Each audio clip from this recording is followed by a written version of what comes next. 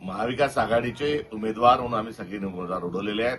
कुठे घातपातानी, कुठे विश्वासघातानी, तर कुठे थेट स्वरूपामध्ये पैसा फेक तमाशा देख या अनुषंगानं ही निवडणूक अनअपोज करण्याच्या प्रक्रियेमध्ये महायुती लागलेली आहे. महायुतीच्या अंतर्गत असणारी जी धुसफूस आहे हिचा केव्हाही स्फोट होऊ शकतो, म्हणून विरोधात कोणीच ठेवायचं नाही अशा स्वरूपाची एकंदरीत व्यूहरचना ही सत्ताधाऱ्यांनी आणि विशेष करून भारतीय जनता पक्षाने केली असल्याचं आढळून येते. मुळात हे सिलेक्टिव्ह मतदार आहे, ही काही सार्वत्रिक निवडणूक नाही. आणि मुळात या निवडणुकीमध्ये निवडून आलेला माणूस हा प्रचंड मोठ्या प्रमाणात पैसा खर्च करून निवडून आलेला आहे. त्यामुळे स्थानिक स्वराज्य संस्थांच्या निवडणुकीमध्ये लोकशाही मूल्य गुंडाळून ठेवत असताना जो घोडेबाजार झाला, जो तमाशा चालला, जो विड्रॉलचे जे नाटकं झाले, प्रत्येक मतदाराला पैसे देण्याचं जे काम झालं, त्यातून हा मतदार निर्माण झालेला आहे. आणि त्याहीपेक्षा विचित्र नवे तर विकृत पद्धतीने या निवडणुकीला महायुती सामोरे जात आहेत.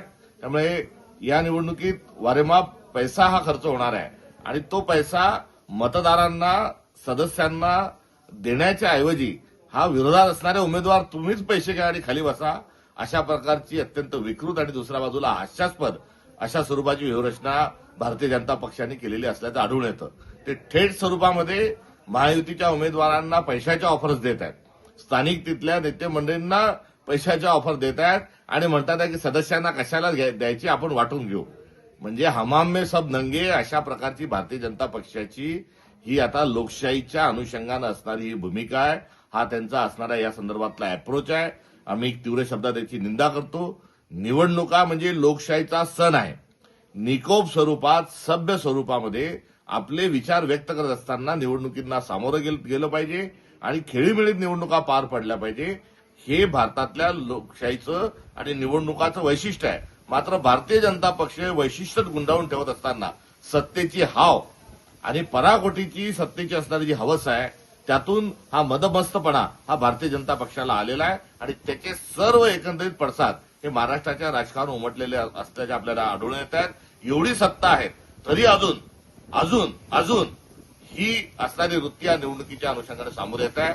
माझी होत असणारे विड्रॉल असतील किंवा चालू असलेला घोडेबाजार असेल, या निमित्ताने एवढंच सांगायचंय की लोकशाहीचा हा एक काळा जो पर्व आहे तो सुरू आहे आणि या पर्वातून बाहेर निघण्याकरता सर्वांनी लोकशाही मूल्यांचं जतन करत असताना आगामी काळात आपण निकोप अशा निवडणुका हव्यात. यासाठी नागरिकांनी आता प्रत्यक्ष हे रस्त्यावर उतरलं पाहिजे.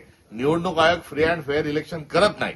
निवडणूक आयोग आणि भारतीय जनता पक्ष हीच सर्वात मोठी जी युती आहे, त्या युतीतून असं पाशवी बहुमताकडे आता सरकार जात असल्याचं आढळून येतं. दादा, मंत्री चंद्रशेखर बावनकुळे म्हणतात की काँग्रेसनं आपलं संख्याबळ बघता निवडणुकीतून माघार घ्यावी आणि बिनविरोध निवडणूक होऊ द्यावी. कसं पाहता त्यांच्या विधानाकडे? बिनविरोध का निवडणूक होऊ द्यावी? आम्ही आपल्या मतांच्या विरोधात आहोत, आपल्या राजकीय विचारांच्या विरोधात आहोत. आपलं सरकार भ्रष्टाचारी आहे आणि या सगळ्या वैचारिक आणि आपल्या असणाऱ्या भ्रष्टाचाराच्या आणि महाराष्ट्राची आता सध्या जी खालावलेली जी परिस्थिती आहे, त्या सर्व क्षेत्रातील सर्व जे आज रोजी या सरकारमुळे परेशान आहे, या सर्वांच्या विरोधात आम्ही आहोत आणि त्या अनुषंगाने आम्ही निवडणुकीला समोर जात आहोत. सदस्य जास्ती असणं कमी असण्याचा काय संबंध आला? अहो, 84 साली तुमचे 2च खासदार लोकसभेमध्ये निवडून गेले होते, त्यावेळेस आम्ही असं म्हटलं नाही. तर आता तुम्ही जर असं म्हणताय तर त्याचा अर्थ काय? त्याचा स्पष्ट आहे की तुम्हाला लोकशाही ही गुंडाळून ठेवायची आहे आणि तुम्हाला आता नॉमिनेशन सिस्टीम चालू करायची आहे, इलेक्शन सिस्टम तुम्हाला रद्दबदल ठरवायची.